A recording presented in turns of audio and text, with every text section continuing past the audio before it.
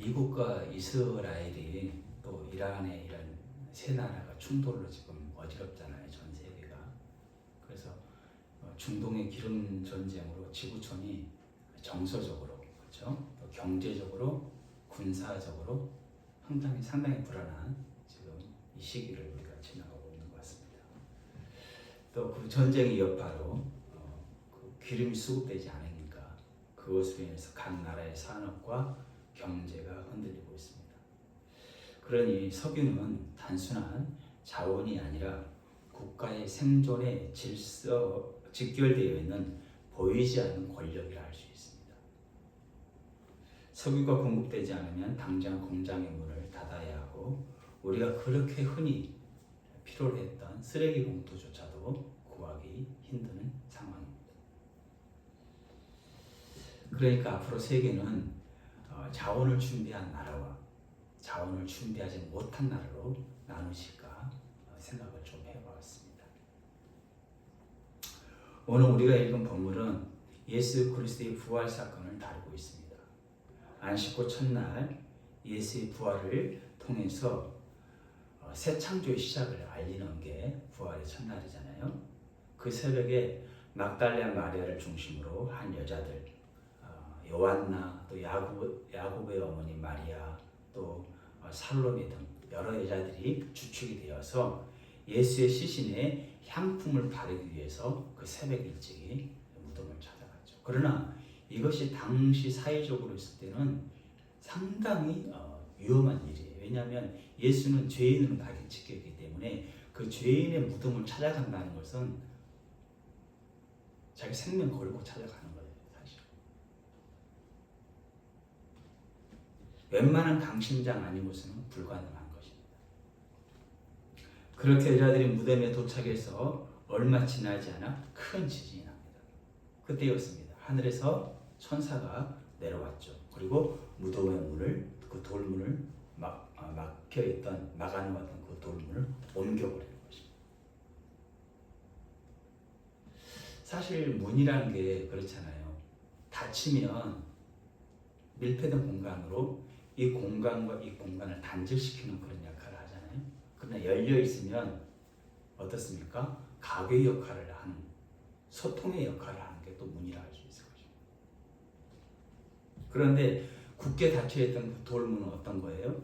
죽은 자와 산 자를 구분짓는 문이었을 것입니다.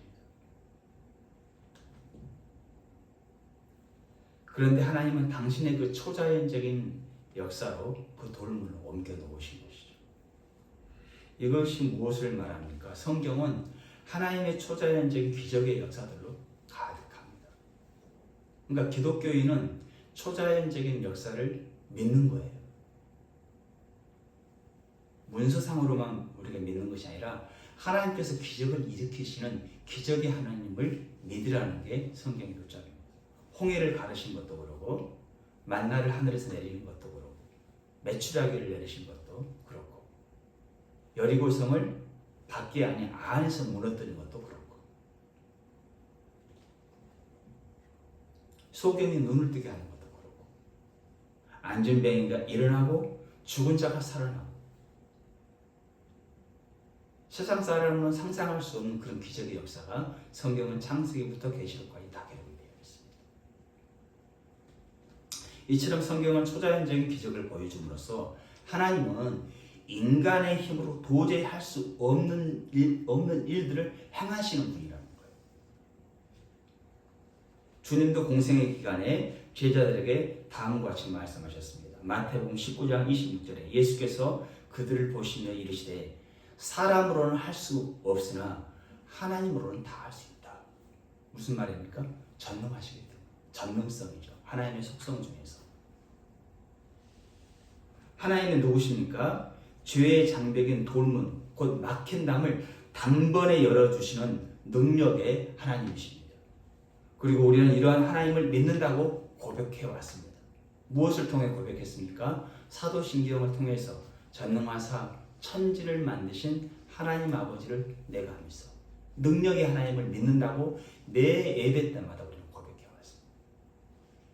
그러므로 우리 중에 사람과의 관계가 막혀있고 재정이 막혀있고 건강이 막혀 있는 분이 있다면 그 모든 막힌 담을 단번에 허시는 전능하신 하나님께 믿음으로 나가요. 왜냐하면 우리의 막힌 담은 이미 허물어 놓으신 분명한 증거가 있기 때문에 그렇습니다. 에베소서 2장 14절입니다. 그는 예수는 우리의 화평이시지라 둘로 하나를 만드사 원수된 것 곧 중간에 막힌 담을 자기 육체로 호시고 다 헐어놓았어요. 예수께서 십자가에 죽으시고 휴장이 찢어진 것처럼 자기 육체를 허심으로 말미암아 우리가 막혀있는 모든 벽들을 허물어 놓았다는 것입니다. 그렇게 돌문을 옮겨 놓은 천사가 옮겨진 돌 위에 앉아 있었습니다. 눈이 부실 정도로 광채가 났습니다. 그래서 무덤을 지키고 있던 군인들조차 그 압도적인 광경에 무서워서 벌벌 떨고 있었죠. 그들의 몸은 마치 죽은 사람처럼 뻣뻣하게 굳어 있었습니다. 군인들이 천사의 모습에 놀란 것도 사실이지만 현실적으로는 어떻습니까? 무덤문을 지키지 못했던 것, 죄인의 무덤문을 지키지 못한 것에 대한 자기의 그 책임, 앞으로 자기들이 당할 화를 받기 때문에 더 떨었던 것이죠. 왜냐하면 당시 죄수를 놓치면 사형에 처해지잖아요. 그런 가운데 천사가 여자들에게 말을 합니다.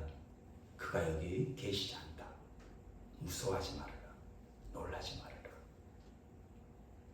그가 말씀하신 대로 살아나셨느니라. 와서 그가 누우셨던 곳을 봐라.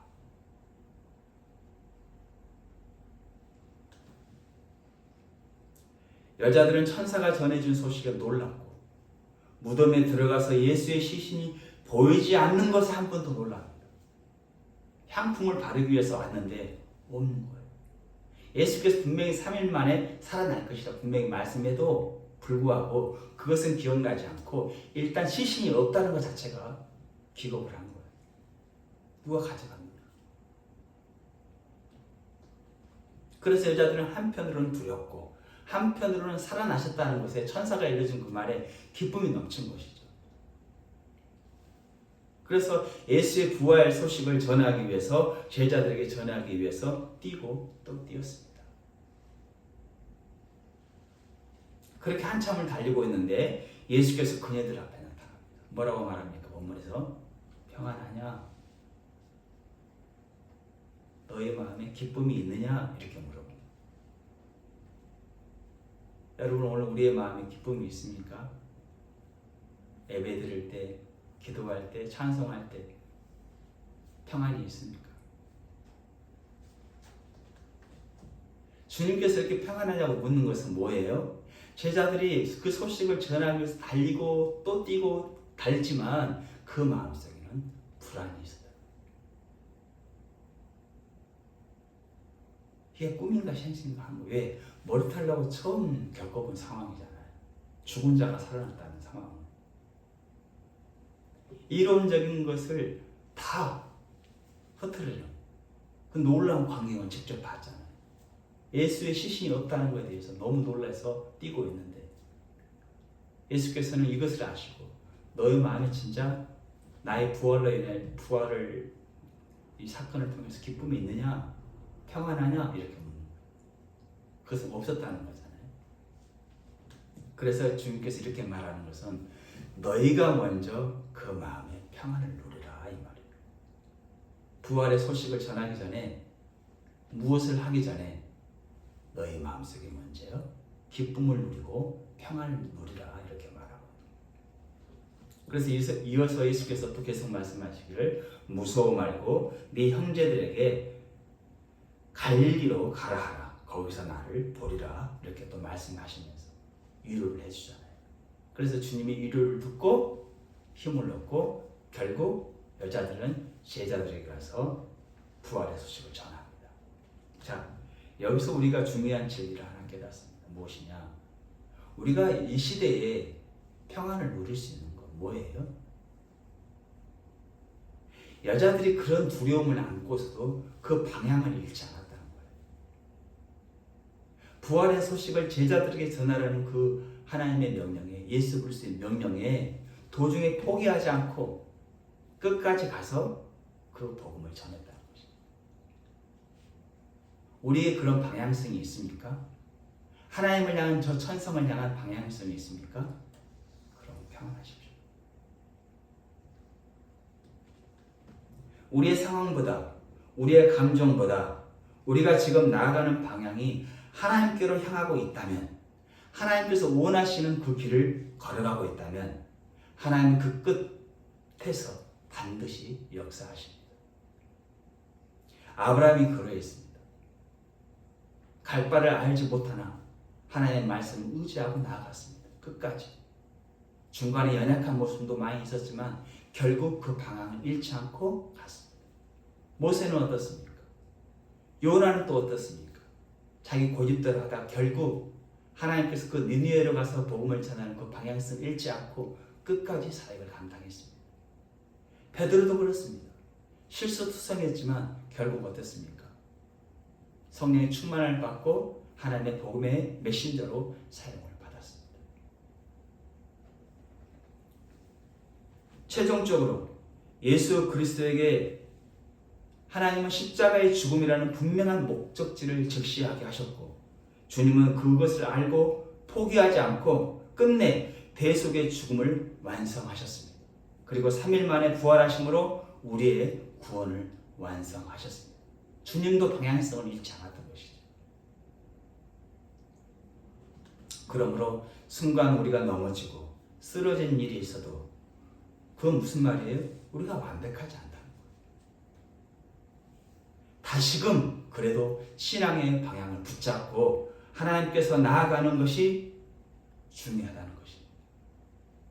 하나님은 이런 자들에게 다음과 같이 약속합니다. 시편 37편 24절에 그는 넘어지나 아주 엎드러지지 아니함은 여호와께서 그 손으로 붙드시리로다.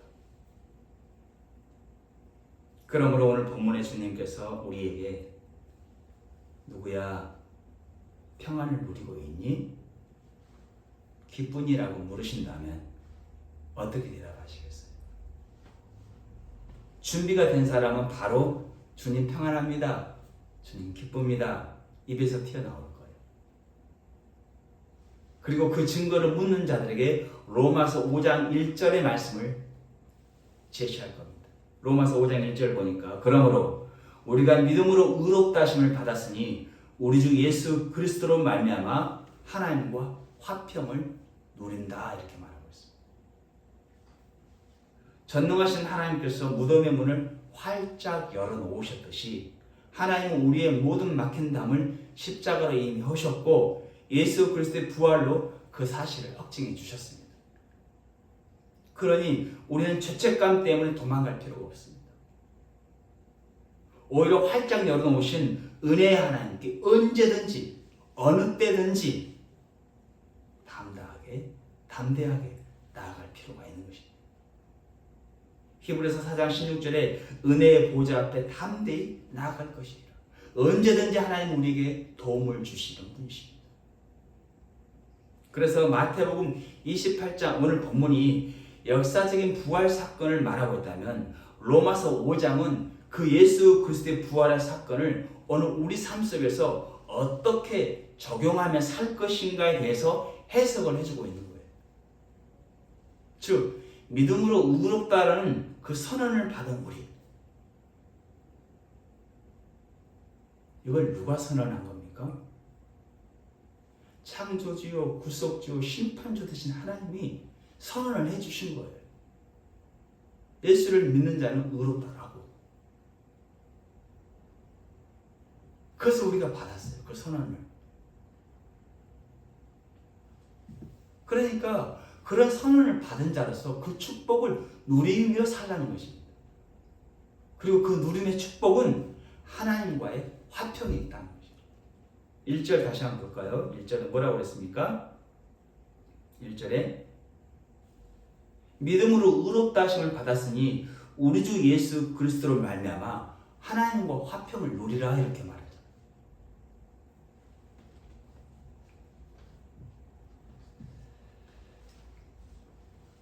그렇다면 바울은 왜 그 많은 축복 중에 우리가 하나님께 받은 축복들 많잖아요. 여러 가지가 있잖아요. 그럼 하나님과의 평화를 먼저 말하고 있는 거예요. 왜냐하면 그것이 가장 먼저 회복되어야 할 것이기 때문에 그렇습니다. 지난날 우리는 죄로 인해서 하나님과 분목 관계에 있었습니다. 그래서 무엇을 해도 되지 않았습니다. 오히려 하면 할수록 손해보고 고통스러울 뿐이었습니다. 창세기 3장 18절의 말씀처럼 엉겅퀴와 여러 가지로 해로운 힘이 우리를 괴롭혔죠. 로마서를 쓴 바울도 한때는 하나님과의 적대 관계에 있었습니다. 그는 교회를 무던히도 핍박했고 기독교인들을 잡아 죽이는 데 눈을 불을 켜고 다녔습니다. 그러니 하나님 편에서 볼 때 바울은 주님을 대적하는 크나큰 원수인 셈이죠. 하지만 그가 다메섹 도상에서 부활하신 주님을 만나고 완전히 새롭게 되었습니다. 그는 자신의 잘못된 열심을 철저히 회개했고 하나님과의 화목한 관계 속에서 주의 복음을 전하는 주의 종으로 쓰임받았습니다. 자, 무엇을 하기 전에 가정에서도 그래요. 부부간에서도 먼저 회복될 건 뭐예요? 화평이에요. 화목된 관계에서 다른 것이 따라오는 것이죠. 화목되지 않은 가운데 무엇을 해도 그것은 그만큼 벽이 있기 때문에 그 가정은 정상적인 가정이 아니에요. 회사의 팀 내 구성원도 그렇잖아요. 팀장과 그 직원들이 서로 화목한 관계에 있을 때 그 공동체는 원활하게 든든하게 서가는 거 아니겠어요? 화목을 뒤로 하고 다른 걸 해도 그 관계는 얼마 못 갑니다. 성도와 또 목회자의 관계도 그렇습니다. 그러므로 먼저 하나님과 화목했다면 사람과의 관계에도 화목하시기를 주의 이름으로 축원합니다. 하나님은 우리의 행동을 달아보시고 우리와 하나님과의 관계를 열어준 것이 아닙니다. 예수 그리스도의 단번에 죽으신 십자가의 값없는 은혜로 그렇게 우리를 회복시켜 주셨습니다. 그래서 바울은 그러므로 믿음으로 말미암아 의롭다 하심을 받았으니 우리 주 예수 그리스도로 말미암아 하나님과 화평을 누리라 이렇게 말합니다.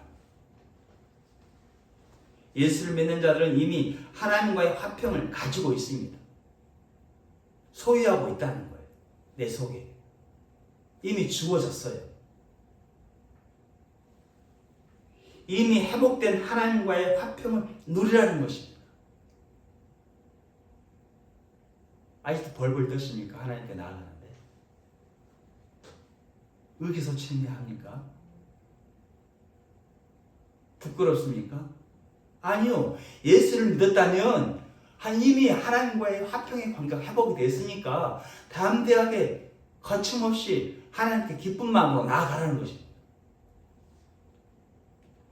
그래서 바울은 로마서 2장에서 한 번 더 강조하죠. 본문 보겠습니다. 로마서 5장 2절. 또한 그로 말미암아 예수로 말미암아 우리가 믿음으로 서 있는 이 은혜에 들어감을 얻었으며 하나님의 영광을 바라고 즐거워한다 이렇게 말합니다. 여기서 바울은 우리에게 믿음으로 이 은혜에 들어감을 얻었다라고 말하지 않았습니다. 뭐라고 말합니까? 믿음으로 서 있는 이 은혜에 들어감을 얻었다 이렇게 말합니다. 그냥 믿음으로 은혜에 들어가다 이렇게 얘기해야 되잖아요. 그래 여기 앞에 뭐가 있습니까? 서 있는. 무슨 말이에요?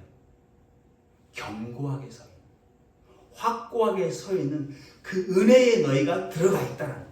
그 은혜의 영역에 여러분이 들어가 있다는 것이죠. 하나님의 그 은혜의 영역은 그 어떤 누구도 깨뜨릴 수가 없습니다.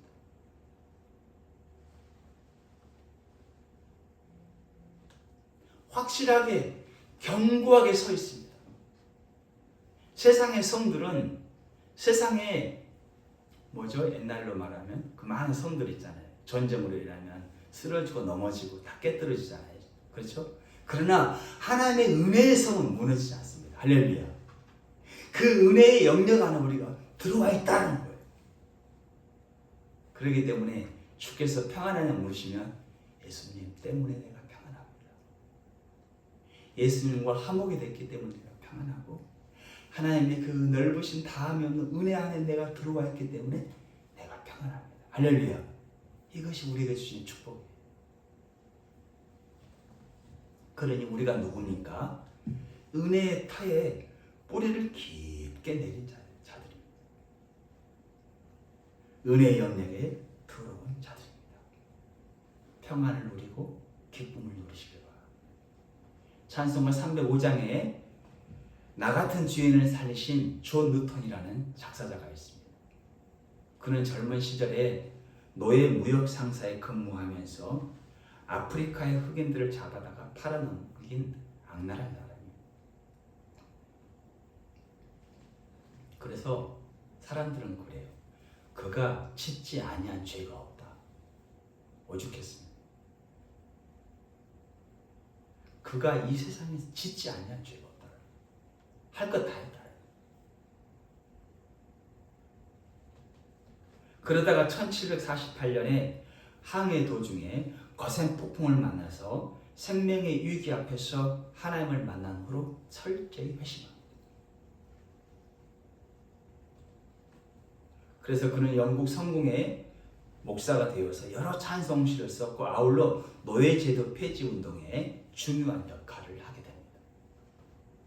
그러나 마귀가 내면적으로 말하는 거예요. 그런 일을 한다 할지라도 마귀가 그의 과거를 들먹이면서 얼마나 존 누턴을 괴롭히고 야유하였을지 짐작을 해야 합니다. 뭐라고 그랬겠어요? 마귀가 순간순간 그의 모든 과거를 끄집어냅니다. 마귀. 그리고 그의 눈앞에 영상을 지나가게 하죠. 그에게 정면으로 다가와서 말합니다.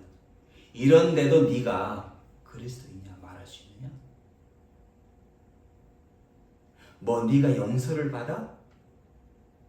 하나님과 평화를 누려? 이렇게 참소하는 것입니다.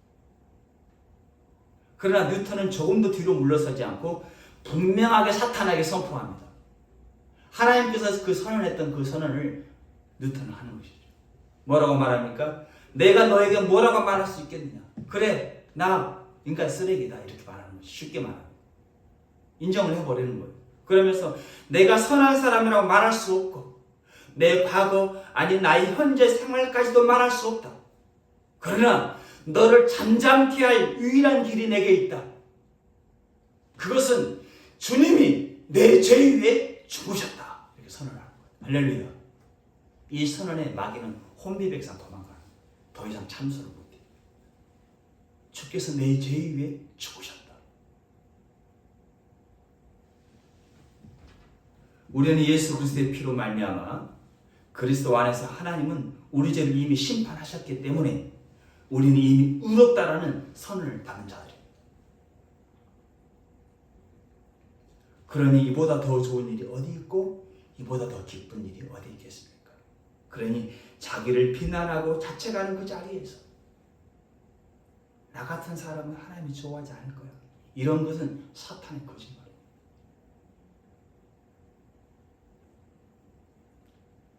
그런 자리에서 은혜와 기쁨의 자리로 나아가십시오. 가서 누리십시오. 주님 품 안에서. 이미 회복된 하나님과의 화목한 관계를 인지하고 그것을 바라보십시오. 계속 바라보십시오. 하루에 10분이든 20분이든 그 하나님과의 화목한 그 관계를 바라보시고 그걸 인지하십시오. 그럴 때 여러분 속에 그 풍요로움이 여러분을 가득 채울 것입니다. 근심이 떠나가고 절망이 떠나가고 우울감이 떠나갈 것입니다.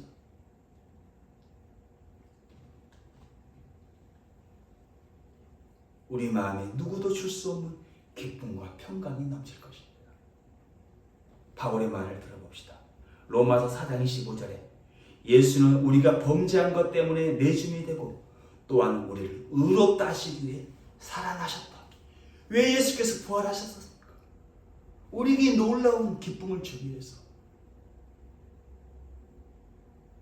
너는 의로운 자라는 것을 확증하기 위해서 살아나신 거 아니겠습니까? 서두에서 잠깐 얘기했지만 지금 지구촌은 물론 과거로 그렇지만 평화를 잃어버린 지 오래되었습니다.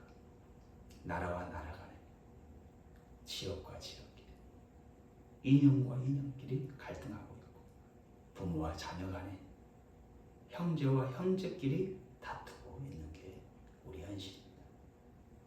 그런 이 시대에 사람들이 가장 갈망하고 있는 것은 어쩌면 평화가 아닐까 싶습니다. 그 집사님 기도했는데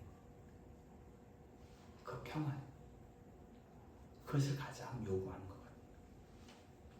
물론 세상이 갈망하는 평화는 일시적이요, 인위적으로 만들어낸 평화이기에 상황이 변하면 언제든지 쉽게 흔들리는 불안정한 평화입니다. 즉 깨진 바가지로 일시적으로 물을 퍼올릴 수는 있지만 얼마 가지 않아 그 바가지는 깨지고 말 것입니다. 그러니 하나님과 화평하지 않고 받은 일시적인 복은 얼마 가지 않습니다. 이것을 아시고 하나님께서는 우리에게 그 누구도 흔들 수 없는 하나님과 영원한 평화의 관계를 주시고자 당신의 외아들 예수 그리스도를 십자가에 못 박아 죽이셨습니다. 그러니 이러한 하나님의 위대한 사랑과 다함이 없는 크신 은혜를 안다면 우리는 평생 감사하고 기쁘게 살아야 합니다. 한 주간 우리는 여러 일들을 만나게 될 것입니다.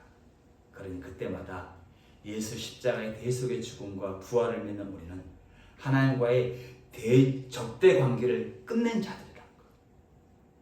로마서 5장 1절 2절의 말씀을 기억하고 상황이 좋을 때만이 아니라 힘이 들고 어려울 때도 무너지지 않고 중심에 반듯하게 서 있는 평안을 소유하고 있는 자로서 그렇게 든든하게 서 있기를 주의 이름으로 축원합니다.